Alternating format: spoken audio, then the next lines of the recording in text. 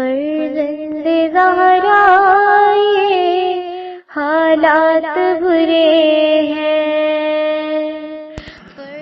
کاشانہ بصیرت ایک ایسا مکمل یوٹیوب چینل جس پر محروم بصارت کے لیے بالخصوص اور تمام افراد کے لیے بالعموم سینکڑوں کی تعداد میں اسلامی کتب دستیاب ہیں۔ لہذا گزارش ہے کہ آپ اپنی ذمہ داری نبھاتے ہوئے کاشانہ بصیرت کو سبسکرائب کرنے کے ساتھ ساتھ بیل آئیکن کو پریس کیجئے تاکہ آپ علم کے حصول کے ساتھ ساتھ مذہب اہل بیت کی اشاعت میں بھی اہم کردار ادا کرتے رہیں۔ کاشانہ بصیرت، کاشانہ بصیرت۔ فرزند زہرا یہ حالات برے ہیں۔ السلام علیکم ورحمۃ اللہ وبرکاتہ۔ سامعین، آپ سماعت فرما رہے ہیں الکوثر فی تفسیر القرآن، جلد نمبر 9۔ مفسر ہیں حجت الاسلام مولانا محسن علی نجفی صاحب۔ آج ہم آپ کے سامنے اس کی چوتھی ریکارڈنگ پیش کر رہے ہیں انشاءاللہ کہ اب سورہ حدید کو ہم شروع کرتے ہیں۔ بسم اللہ الرحمن الرحیم۔ سورہ الحدید جو کہ قرآن مجید کا 57 نمبر کا سورہ ہے۔ اس سورہ مبارکہ کا نام آیت وَأَنزَلْنَا الْحَدِيدَ سے ماخوذ ہے۔ یہ سورہ مدنی ہے۔ آیات کی تعداد کوفی قرأت کے مطابق 29 اور دوسری قرأتوں کے مطابق 28 ہے۔ ظاہراً یہ سورہ مدینہ میں اسلامی معاشرے کی تشکیل کی ابتدا میں نازل ہوئی ہوگی، جہاں مٹھی بھر مسلمان ہر طرف سے مشرکین کے نرغے میں تھے۔ اسلامی تعلیمات کے ساتھ ایسے حالات میں جانی اور مالی قربانی کی زیادہ ضرورت پیش آ رہی تھی، جس کی وجہ سے اس سورہ میں راہ خدا میں مال خرچ کرنے پر زور دیا گیا ہے اور بخل کی مذمت کی گئی ہے۔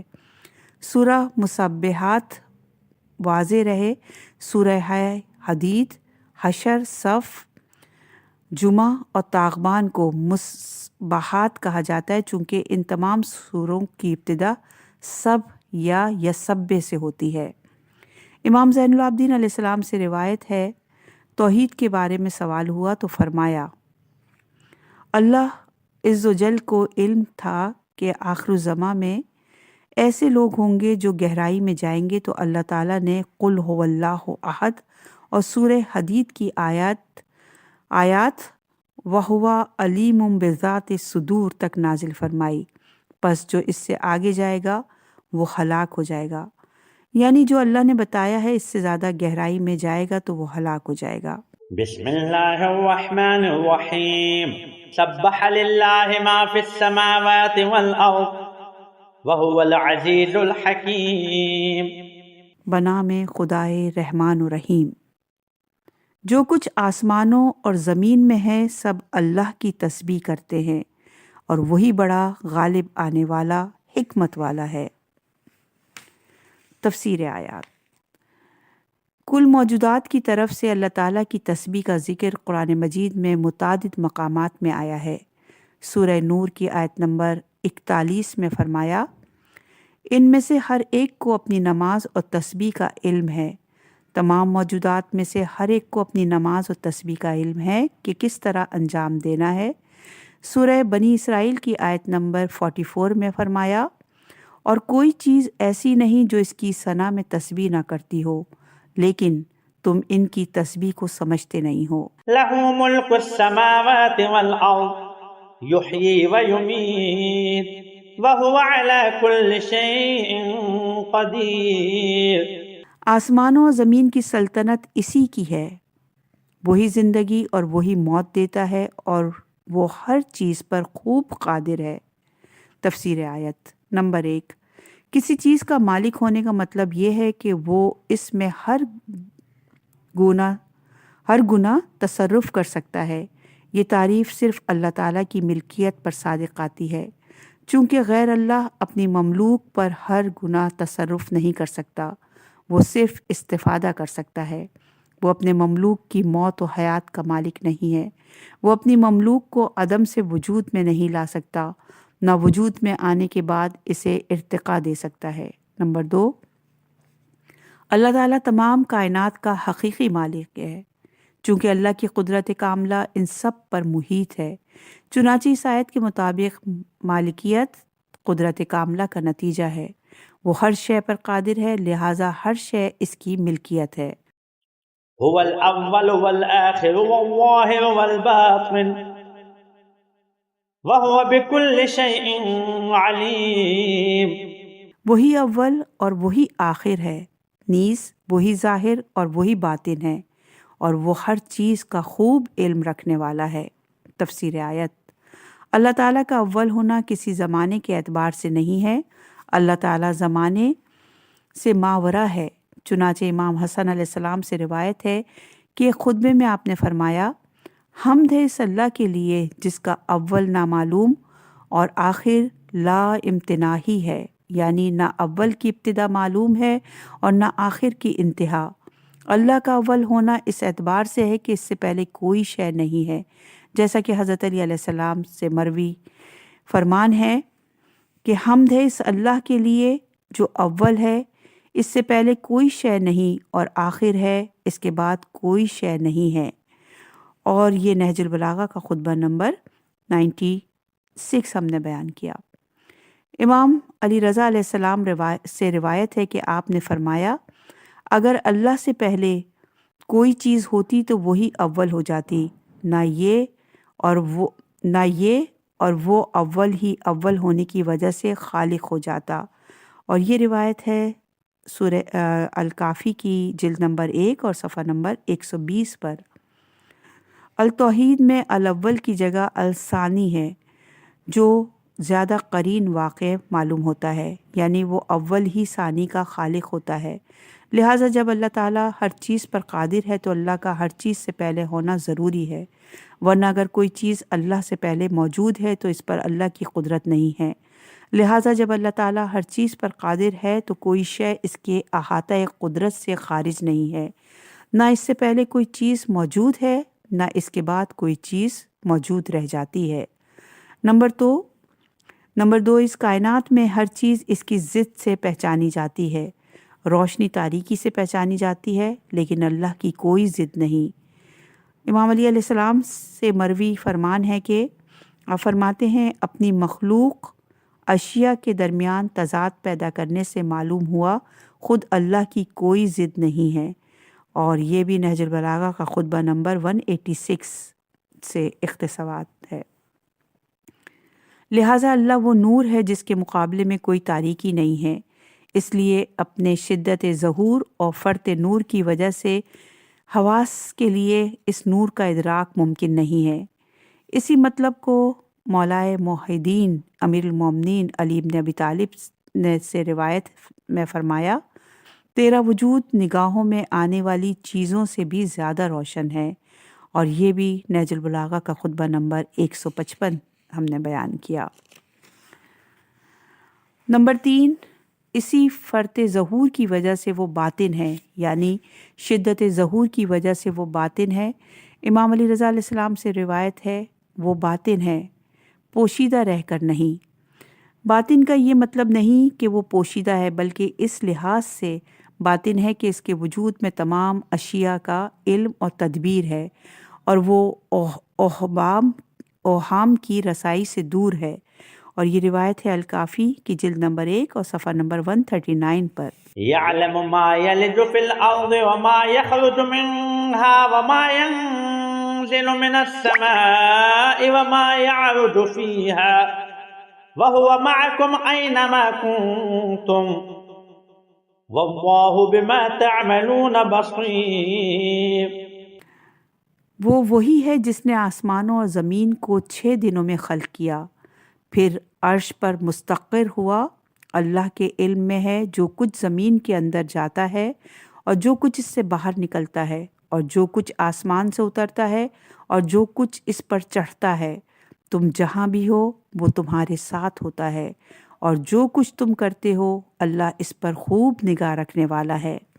تفسیر آیت نمبر 1، 6 دنوں میں کائنات کی تخلیق اور عرش الہی کے بارے میں گزشتہ متعدد صورتوں میں ذکر ہو چکا ہے۔ اس کے لیے ملاحظہ ہو سورہ اعراف کی آیت نمبر 54، سورہ یونس کی آیت نمبر 30، سورہ فرقان کی آیت نمبر 59، سورہ سجدہ کی آیت نمبر 4 میں یہ ساری تفصیل موجود ہے۔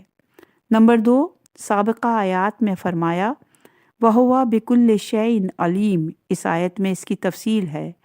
باہر سے زمین میں داخل ہونے والی چند چیزوں کا تو انسان کو بھی علم ہے، جیسے پانی، بیج، جڑیں وغیرہ۔ چنانچہ مفسرین اس آیت کے ذیل میں ان چیزوں کا ذکر کرتے ہیں، حالانکہ سب کو علم ہے کہ ان چیزوں کو تو انسان بھی جانتے ہیں، لیکن ان چیزوں کو صرف اللہ جانتا ہے جو زمین میں جا کر انسانوں کو متاع حیات فراہم کرتی ہیں۔ اگر انہیں زمین کی بیرونی درآمدات سے الگ کر دیا جائے تو زمین فیاضی پر قادر ہی نہ ہو۔ یہ بات اللہ ہی کے علم میں ہے کہ زمین کی گہرائی میں کون سی چیزیں اترتی ہیں اور اسے فیاض بناتی ہیں۔ نمبر 3، زمین سے نکلنے والی چند ایک چیزوں کا تو انسان کو بھی علم ہے۔ وہ چیزیں یہاں مراد نہیں ہو سکتی، بلکہ انسان ان سب چیزوں کو نہیں جانتے جو زمین سے خارج ہوتی ہیں اور انسان کو متاع حیات فراہم کرتی ہیں۔ ممکن ہے آنے والی نسلیں ان چیزوں میں سے کچھ کو جان لیں جو زمین میں جاتی اور نکلتی ہیں۔ نمبر 4، آسمان سے نازل ہونے والی بارش، دھوپ اور وغیرہ کا تو انسان کو بھی علم ہے۔ یہاں اشارہ ہو سکتا ہے دیگر چیزوں کی طرف جن تک بشر کی رسائی نہیں ہے، جیسے فرشتے، وحی، کائناتی لہریں وغیرہ۔ نمبر 5، آسمان کی طرف سے عروج کرنے والی چیزیں جو انسان کی علمی رسائی میں ہیں، وہ ہیں اعمال انسان کی قدریں، فرشتے، ارواح وغیرہ۔ پاکیزہ کلمات اسی کی طرف اوپر چلے جاتے ہیں اور نیک اعمال اسے بلند کر دیتا ہے۔ یہ تدبیر کائنات سے متعلق بعض جزیات کا ذکر ہے جو عرش پر متمکن ہونے کا لازمہ ہے۔ معنی کے عرش الہی اللہ کے مقام تدبیر کا نام ہے۔ نمبر 6، تم جہاں بھی ہو، جس جگہ ہو، وہاں اللہ تمہارے ساتھ ہے، یعنی اللہ حاضر و ناظر ہے۔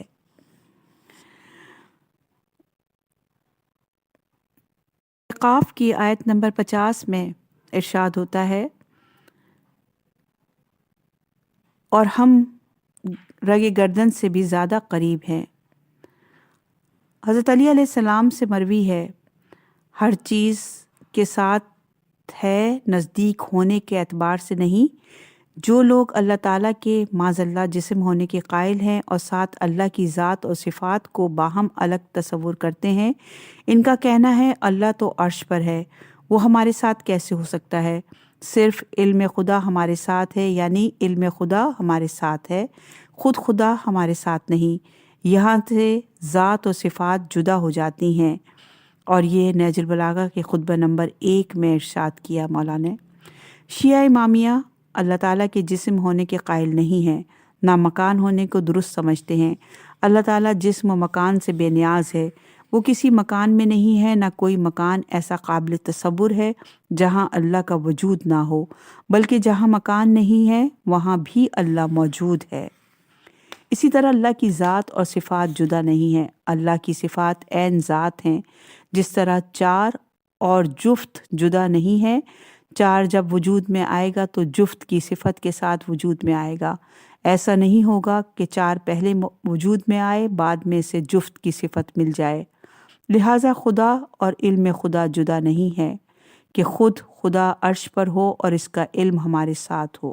لَهُ مُلْكُ السَّمَاوَاتِ وَالْأَرْضِ وَإِلَى اللَّهِ تُرْجَعُ الْأُمُورُ۔ آسمانوں اور زمین کی سلطنت اسی کی ہے اور تمام امور اسی کی طرف پلٹا دیے جاتے ہیں۔ تفسیر آیت: کل کائنات کا مالک حقیقی ہے، لہٰذا اس کائنات میں تمام معاملات کا اصل مرجع اور مصدر اللہ کی ذات ہے۔ کوئی معاملہ ایسا نہیں ہو سکتا جس کا تعلق اور وابستگی کسی غیر اللہ کے ساتھ ہو۔ یولج اللیل فی النہار ویولج النہار فی اللیل وہو علیم بذات الصدور۔ وہی رات کو دن میں داخل کرتا ہے اور وہی دن کو رات میں داخل کرتا ہے، اور وہ سینوں کے راز کو خوب جانتا ہے۔ اس آیت کی تفسیر سورہ لقمان میں ہو چکی ہے۔ آمنوا باللہ ورسولہ وانفقوا مما جعلکم مستخلفین فیہ فالذین آمنوا منکم وانفقوا لهم اجر کبیر۔ اللہ اور اس کے رسول پر ایمان لے آؤ اور اس مال سے خرچ کرو جس میں اللہ نے تمہیں جانشین بنایا ہے، بس تم میں سے جو لوگ ایمان لائیں اور راہ خدا میں خرچ کریں ان کے لیے بڑا ثواب ہے۔ تفسیر آیت: اللہ تعالیٰ کی خالقیت، مالکیت اور ربوبیت کے ذکر کے بعد ایمان کی دعوت ہے کہ مومنین اپنا ایمان پختہ کریں اور ایمان کے آثار ان کے عمل میں ظاہر ہونے لگ جائیں۔ بعض مفسرین کے نزدیک ایمان کی یہ دعوت اہل ایمان کے لیے ہے، جس طرح فرمایا سورہ نساء کی آیت نمبر 136 میں، اے ایمان والو، اللہ اور اس کے رسول اور اس کی کتاب پر جو اللہ نے اپنے رسول پر نازل کی ہے سچا ایمان لے آؤ۔ ایمان کے ساتھ ہی انفاق کا حکم آیا ہے۔ اس سے معلوم ہوا کہ انفاق ایمان کی علامات میں سے ہے، اہم علامت ہے، چونکہ مال انسان کی بہت بڑی کمزوری ہے۔ چنانچہ فرمایا سورہ فجر کی آیت نمبر 20 میں، اور مال کے ساتھ جی بھر کر محبت کرتے ہو۔ آگے فرماتے ہیں سورہ عادیات کی آیت نمبر 8 میں، اور وہ مال کی محبت میں سخت ہے۔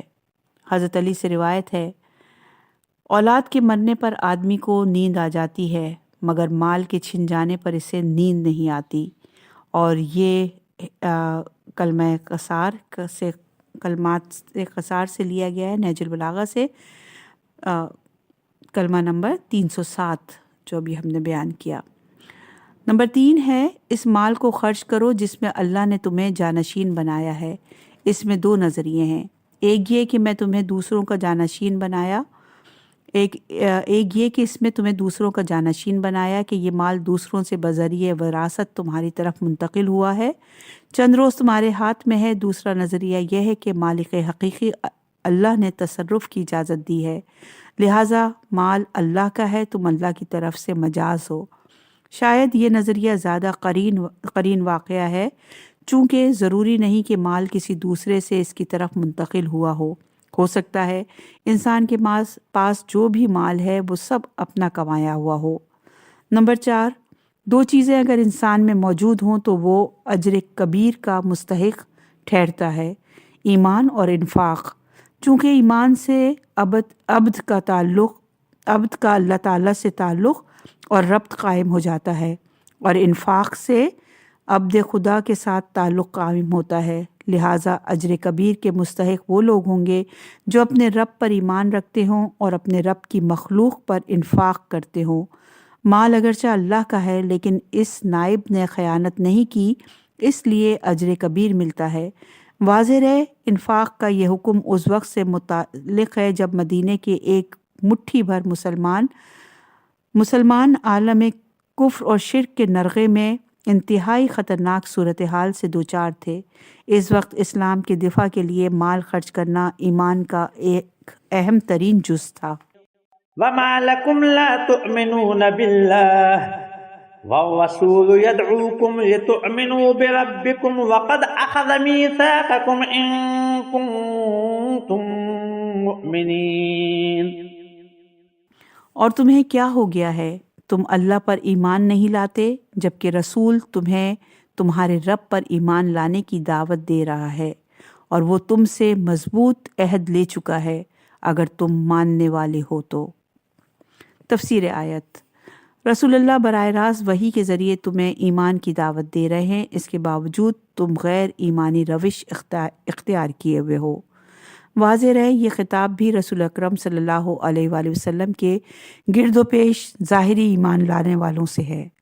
اگر ہم اخذہ کا فاعل یعنی عہد لینے والا رسول صلی اللہ علیہ وسلم کو لیتے ہیں جیسا کہ مفسر ابن کثیر نے لیا ہے، اس صورت میں میثاق سے مراد وہ عہد و میثاق ہو سکتا ہے جو ایمان لانے کے وقت مسلمان اللہ اور رسول کے ساتھ کرتے تھے، چنانچہ ارشاد باری تعالیٰ ہے سورہ مائدہ کی آیت نمبر 7 میں، اور اس نعمت کو یاد کرو جو اللہ نے تمہیں عطا کی ہے، اور اس عہد و پیمان کو بھی جو اللہ نے تم سے لے رکھا ہے جب تم نے کہا تھا ہم نے سنا اور مانا۔ اس صورت میں وما لکم لا تؤمنون باللہ سے مراد عدم اطاعت ہے، جو حقیقی ایمان کے نہ ہونے کی علامت ہے، یعنی تمہیں کیا ہو گیا ہے کہ تم اللہ اور رسول کی اطاعت نہیں کرتے۔ آیت کے آخر میں ان کنتم مومنین، اگر تم مومن ہو، اس تفسیر پر قرینہ بن سکتا ہے، یعنی رسمی ایمان والوں کو حقیقی ایمان کی دعوت ہے۔ اگر تم مومن ہو تو تمہارے ایمان کے اثرات سامنے آنے چاہیے، مثلا انفاق فی سبیل اللہ۔ هو الذي ينزل على عبده آيات بينات ليخرجكم من الظلمات إلى النور وإن الله بكم لرؤوف رحيم۔ اور وہی ہے جو اپنے بندے پر واضح نشانیاں نازل فرماتا ہے تاکہ تمہیں تاریکی سے نکال کر روشنی کی طرف لائے۔ یقیناً اللہ تم پر نہایت شفقت کرنے والا مہربان ہے۔ تفسیر آیت نمبر 1، اللہ اور رسول کی اطاعت نہ کر کے اپنا ایمان کمزور کرنے کا کوئی جواز نہیں ہے۔ اللہ کی طرف سے ایسی واضح نشانیاں اور قطعی دلائل نازل ہوئے ہیں جن سے تمہیں شرک اور جہالت کی تاریکی سے نور ایمان کی طرف رہنمائی ملی ہے۔ نمبر 2، ساتھ اللہ نے شفقت اور رحمت کے دروازے تم پر کھول دیے ہیں، پھر بھی تم اپنے ایمان کے تقاضے پورے نہیں کرتے ہو۔ وَمَا لَكُمْ أَلَّا تُنْفِقُوا فِي سَبِيلِ اللَّهِ وَلِلَّهِ مِيرَاثُ السَّمَاوَاتِ وَالْأَرْضِ لَا يَسْتَوِي مِنكُم مَّنْ أَنفَقَ مِن قَبْلِ الْفَتْحِ وَقَاتَلَ أُولَٰئِكَ أَعْظَمُ دَرَجَةً مِّنَ الَّذِينَ أَنفَقُوا مِن بَعْدُ وَقَاتَلُوا وَكُلًّا وَعَدَ اللَّهُ الْحُسْنَىٰ وَاللَّهُ بِمَا تَعْمَلُونَ خَبِيرٌ۔ اور تمہیں کیا ہو گیا ہے کہ تم راہ خدا میں خرچ نہیں کرتے جبکہ آسمانوں اور زمین کی میراث اللہ کے لیے ہے۔ تم میں سے جنہوں نے فتح یعنی مکہ سے پہلے خرچ کیا اور قتال کیا وہ دوسروں کے برابر نہیں ہو سکتے، ان کا درجہ بہت بڑا ہے ان لوگوں سے جنہوں نے بعد میں خرچ کیا اور مقاتلہ کیا۔ البتہ اللہ تعالیٰ نے ان سب سے اچھائی کا وعدہ کیا ہے اور اللہ تمہارے اعمال سے خوب واقف ہے۔ تفسیر آیات نمبر 1، اسلامی ریاست کو درپیش سنگین خطرات میں انفاق اور جہاد کو انتہائی اہمیت حاصل تھی۔ فرمایا تمہیں کیا ہو گیا ہے کہ تم اس مال کو خرچ کرنے میں تعامل کرتے ہو جو اللہ کی میراث ہے اور جس کا وارث اللہ ہے۔ تم خرچ کرو تو یہ مال اللہ کے پاس پہنچ جائے گا، ضائع نہیں جائے گا۔ اور سورہ توبہ کی آیت نمبر 104 میں ارشاد باری تعالیٰ ہے، کیا انہیں علم نہیں کہ اللہ ہی اپنے بندوں کی توبہ قبول کرتا ہے اور صدقات کو بھی وصول کرتا ہے۔ ظاہر ہے جسے اللہ وصول کرے وہ ہمیشہ کے لیے باقی رہتا ہے۔ سورہ نحل کی آیت نمبر 96 میں ارشاد ہوتا ہے، جو کچھ تمہارے پاس ہے وہ ختم ہو جائے گا اور جو کچھ اللہ کے پاس ہے وہ باقی رہنے والا ہے۔ نمبر 2 ہے فتح سے مراد بعض کے نزدیک فتح مکہ اور بعض کے نزدیک صلح حدیبیہ ہے، جسے قرآن نے فتح مبین کہا ہے، مگر اسلام نے طاقت و شوکت فتح مکہ کے بعد حاصل کی ہے، اور ہجرت کے لیے بھی فتح مکہ معیار ہے کہ فتح مکہ کے بعد ہجرت نہیں ہے۔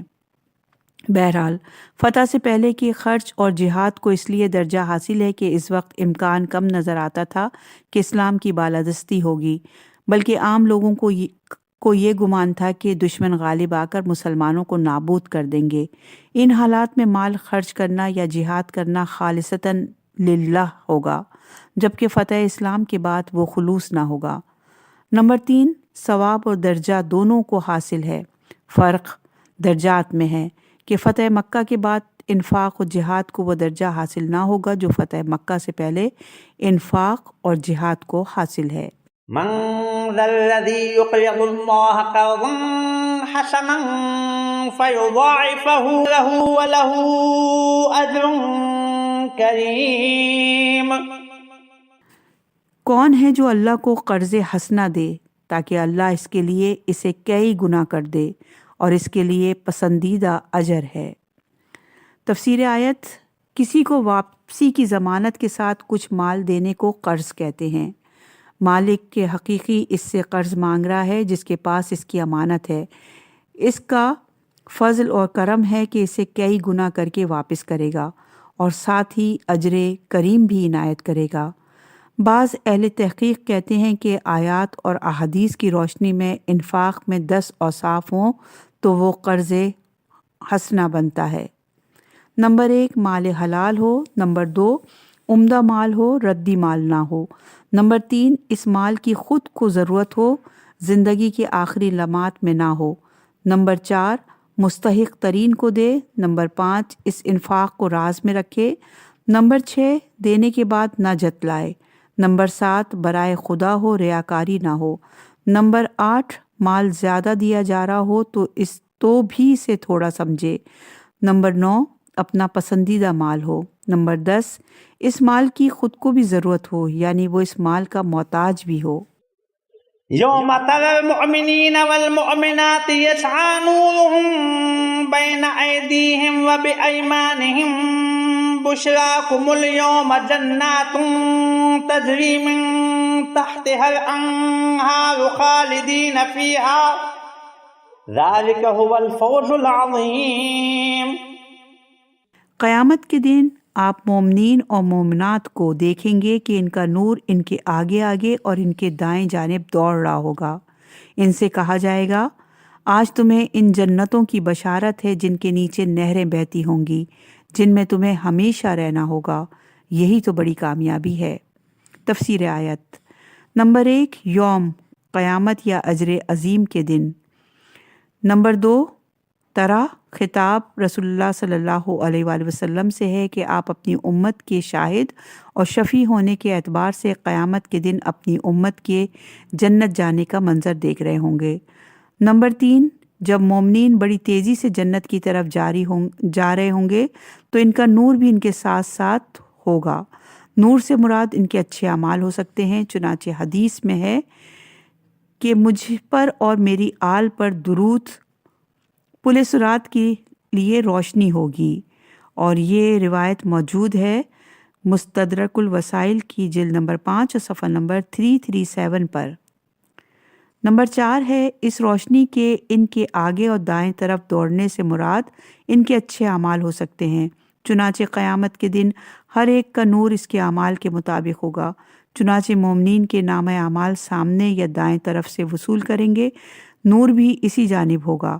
حدیث ہے کہ وضو پر وضو نور علی نور ہے، اور یہ حدیث ہے فقی کی جلد نمبر 1 اور صفحہ نمبر 41 پر۔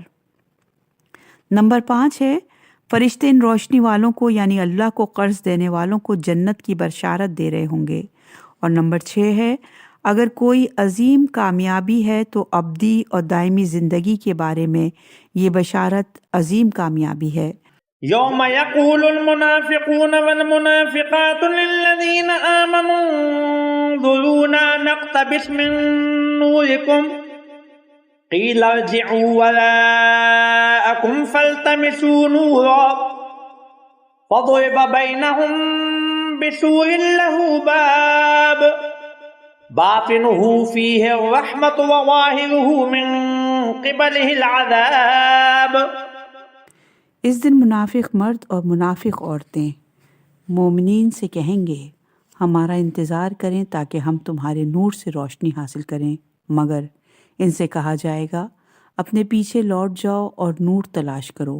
پھر ان کے درمیان ایک دیوار بنا دی جائے گی جس کا ایک دروازہ ہوگا، جس کے اندرونی حصے میں رحمت ہوگی اور اس کی بیرونی جانب عذاب ہوگا۔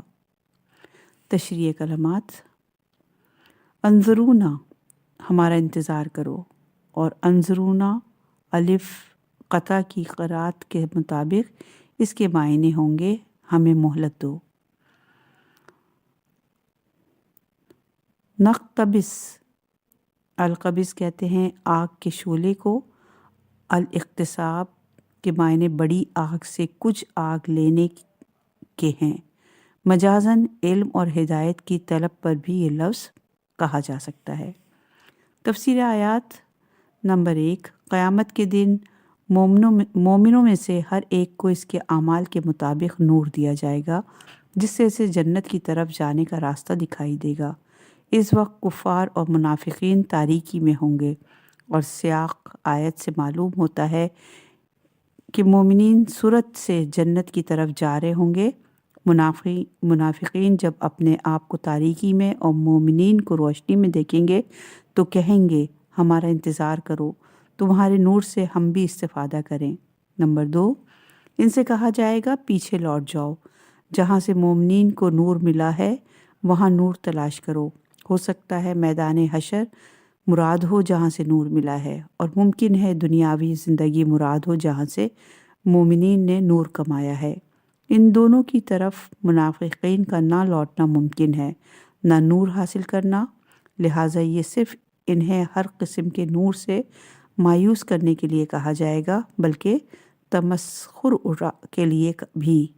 نمبر 3، پیچھے ہٹنے کے حکم کے بعد مومنین اور منافقین کے درمیان ایک دیوار حائل ہو جائے گی۔ نمبر 4، اس دیوار کا ایک دروازہ ہوگا جو اللہ کی رحمت کی طرف جانے کے لیے ہوگا۔ حضرت عبداللہ ابن عباس راوی ہیں کہ میں نے رسول اللہ صلی اللہ علیہ وآلہ وسلم سے اس آیت کے بارے میں پوچھا تو آپ نے فرمایا، میں یہ دیوار ہوں اور علی اس کا دروازہ ہے۔ نیز سعید بن جبیر کی روایت میں اس عبارت کا اضافہ ہے، وہ کہتے ہیں اور اس دیوار کے اس طرف دروازے سے ہی جایا جاتا ہے، اور یہ ہے تاویل آیات میں اس کا یہ حدیث موجود ہے صفحہ نمبر 637 پر۔ نمبر 5 ہے، اس فصیل کی خصوصیت یہ ہے کہ اس کے اندرونی حصے میں اللہ کی رحمت اور بیرونی حصے میں اللہ کا عذاب ہوگا، یعنی یہ دیوار رحمت اور عذاب کے درمیان ایک فاصلہ ہے، اور روایت کے مطابق یہ رحمت رسول اللہ صلی اللہ علیہ وآلہ وسلم کی ذات ہے، اور اس رحمت کی طرف جانے کا دروازہ علی ابن ابی طالب ہے۔ اہم نکات۔ نمبر 1، منافق قیامت کے دن مومن سے روشنی کی درخواست کرے گا۔ نمبر 2، منافق روشنی کی تلاش میں عذاب میں جا پھنسے گا۔ ينادونهم ألم نكن معكم قالوا بلى ولكنكم فتنتم أنفسكم وتربصتم وارتبتم وغرتكم الأماني حتى جاء أمر الله وغرتكم الأماني حتى جاء أمر الله وغرتكم بالله الغرور۔ وہ مومنوں کو پکار کر کہیں گے کیا ہم تمہارے ساتھ نہ تھے؟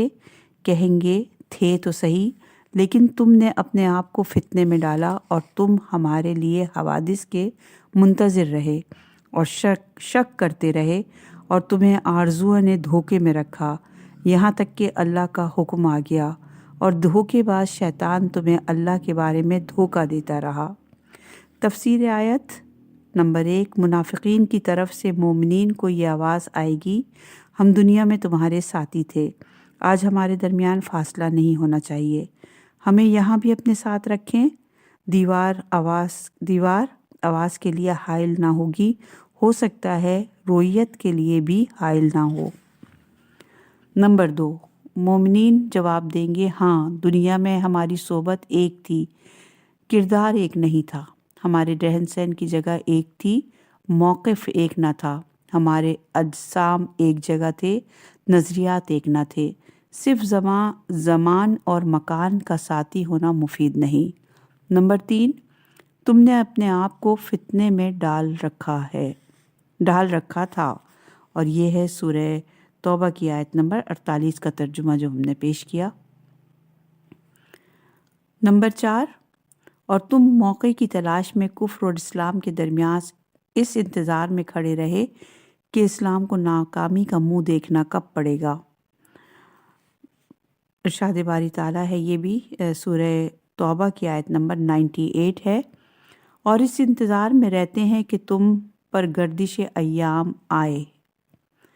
نمبر 5 ہے، دین اور ایمان کی جگہ تم نے شک کیا، اور یہ پروردگار ارشاد فرماتا ہے سورہ توبہ کی آیت نمبر 45 میں، اور ان کے دل شک میں مبتلا ہیں، اس طرح وہ اپنے شک میں بھٹک رہے ہیں۔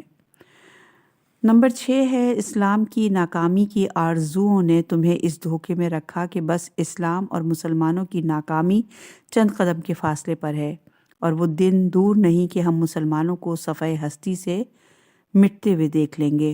نمبر 7، یہاں تک کہ اللہ کا حکم آ گیا اور تمہاری آرزوئیں خاک میں مل گئیں، چنانچہ تمہارے آرزوؤں کے برخلاف اسلام کی بالادستی قائم ہوئی اور دشمنان اسلام نابود ہو گئے، اور تم دھوکے باز شیطان کے دھوکے کا شکار ہو گئے۔ فَالْيَوْمَ لَا يُؤْخَذُ مِنكُمْ فِدْيَةٌ وَلَا مِنَ الَّذِينَ كَفَرُوا مَأْوَاكُمُ النَّارُ هِيَ مَوْلَاكُمْ وَبِئْسَ الْمَصِيرُ۔ پس آج تم سے نہ کوئی فدیہ قبول کیا جائے گا اور نہ ان سے جنہوں نے کفر اختیار کیا، تمہارا ٹھکانہ آتش ہے، وہی تمہارے لیے سزاوار ہے، اور وہ بہت برا ٹھکانہ ہے۔ تفسیر آیت، مومنین کا منافقین سے یہ خطاب ہوگا، آج تمہارے لیے نجات کا کوئی راستہ نہیں ہے، بلکہ کوئی فدیہ بھی نہ تم سے قبول کیا جائے گا، نہ کافروں سے۔ کافر اور منافق دونوں کا ٹھکانہ جہنم ہے۔ نمبر 2، آج آتش جہنم ہی تمہارے لیے اولا اور سزاوار تر ہے۔ اس آیت مبارکہ میں لفظ مولا اولا کے معنوں میں استعمال ہوا ہے۔ میں نے اپنے طالب علمی کے زمانے میں سن 1388 ہجری میں نجف اشرف میں ایک کتاب بنام النہج السو فی معین المولا والولی تالیف کی، جس میں حدیث غدیر من کنت مولا فہذا علی مولا، جس کا میں مولا ہوں اور اس کا علی مولا ہے، میں لفظ مولا کے معنی پر بحث کی ہے، اور مولا بمعنی اولا ہونے پر اس آیت سے استدلال کیا ہے، اور اہل سنت کے ائمہ لغت اور تفسیر کے 55 مصدار کا ذکر کیا ہے، جن میں تصریح کی ہے کہ اس آیت میں لفظ مولا اولا کے معنی میں ہے، یعنی ہے ہی اولا۔ أَلَمْ يَعْنِ لِلَّذِينَ آمَنُوا أَن تَخْشَعَ قُلُوبُهُمْ لِذِكْرِ اللَّهِ وَمَا نَزَلَ مِنَ الْحَقِّ وَلَا يَكُونُوا كَالَّذِينَ أُوتُوا الْكِتَابَ مِن قَبْلُ فَطَالَ عَلَيْهِمُ الْأَمَدُ فَقَسَتْ قُلُوبُهُمْ وَكَثِيرٌ مِّنْهُمْ فَاسِقُونَ۔ کیا مومنین کے لیے ابھی وہ وقت نہیں آیا کہ ان کے دل ذکر خدا سے اور نازل ہونے والے حق سے نرم ہو جائیں، اور وہ ان لوگوں کی طرح نہ ہو جائیں جنہیں پہلے کتاب دی گئی، پھر ایک طویل مدت ان پر گزر گئی تو ان کے دل سخت ہو گئے، اور ان میں سے بہت سے لوگ فاسق ہیں۔ تفسیر آیت نمبر 1، رسول اکرم صلی اللہ علیہ وآلہ وسلم پر اظہار ایمان کرنے والوں میں سے کچھ لوگوں سے خطاب ہے کہ تمہارے دل ابھی حقیقی ایمان سے سرشار نہیں ہے، اور تم اللہ کے احکام کی تعمیل میں پس و پیش کرتے ہو۔ اس آیت کے ذیل میں مولانا مودودی نے درست کہا ہے کہ یہود نصارہ تو اپنے انبیاء کے سینکڑوں برس بعد آج تمہیں اس بے حسی اور روح کی مردنی اور اخلاق کی پستی پہ مبتلا نظر آ رہے ہیں۔ کیا تم اتنے گئے گزرے ہو کہ ابھی رسول صلی اللہ علیہ وآلہ وسلم تمہارے سامنے موجود ہیں، خدا کی کتاب نازل ہو رہی ہے، تمہیں ایمان لائے زیادہ زمانہ بھی نہ گزرا، اور ابھی سے تمہارا حال وہ ہو رہا ہے جو صدیوں تک خدا کے دین اور اس کی آیات سے کھیلتے رہنے کے بعد یہود و نصارہ کا ہوا ہے۔ اور یہ روایت موجود ہے تفہیم القرآن میں۔ صحیح مسلم کتاب التفسیر میں بھی یہ روایت موجود ہے ابن مسعود سے، اور ابن مسعود کہا کرتے تھے کہ ہمارے اسلام قبول کرنے اور اس آیت کے ذریعے ہماری ملامت کے درمیان صرف 4 سال کا فاصلہ تھا۔ اس روایت سے معلوم ہوا کہ اس آیت کے مخاطب منافقین نہیں ہیں۔ یہ کشاف کے جلد نمبر 4 اور صفحہ نمبر 477 میں بھی لکھا ہوا ہے۔ اہل یمامہ کے کچھ لوگوں کو یہ آیت پڑھ کر سنائی تو وہ بہت روئے۔ حضرت ابوبکر نے فرمایا شروع میں ہم بھی ایسے تھے۔ نمبر 2، حق پر مبنی جو احکام اللہ کی طرف سے نازل ہوتے ہیں یہ لوگ ان احکام پر عمل کرنے کے لیے آمادگی نہیں رکھتے، یعنی نہ تو ذکر خدا کے وقت ان کے دلوں میں کوئی خشوع آتا ہے اور نہ ہی حکم اللہ کے نزول کے وقت اس پر عمل کرنے کی آمادگی رکھتے ہیں۔ بالکل یہود و نصارہ کی طرح ان کے دل سخت ہو گئے ہیں۔ فرق یہ ہے کہ یہود و نصارہ کے دل تو ایک طویل مدت گزرنے کے بعد سخت ہوئے تھے، لیکن بعض اصحاب رسول کے دل تو اس وقت سخت ہونا شروع ہو گئے جب اللہ کے رسول صلی اللہ علیہ وآلہ وسلم ان کے درمیان موجود تھے۔ اس سے اندازہ ہو جاتا ہے کہ بعد از رسول صلی اللہ علیہ وآلہ وسلم ان لوگوں کا کیا حال ہوا ہوگا۔ چنانچہ اس سلسلے میں احادیث رسول صلی اللہ علیہ وآلہ وسلم کثرت سے ہیں، جن میں فرمایا گیا اس وقت تمہارا کیا حال ہوگا جب تم گندم کی روٹی اور کشمش کے شکم سیر ہوگے اور قسم قسم کے کھانے کھا رہے ہوگے اور رنگ برنگ کے لباس پہن رہے ہوگے، تو کیا تم آج اچھے ہو یا اس وقت؟ لوگوں نے عرض کیا اس وقت۔ فرمایا تم آج اچھے ہو۔ اہل کتاب کا ذکر ہے کہ ان میں سے بہت سے لوگ فاسق تھے، کہیں تم بھی ان کی طرح فاسق ہو جاؤ۔ اور یہ حدیث موجود ہے کنز الاعمال حدیث نمبر 622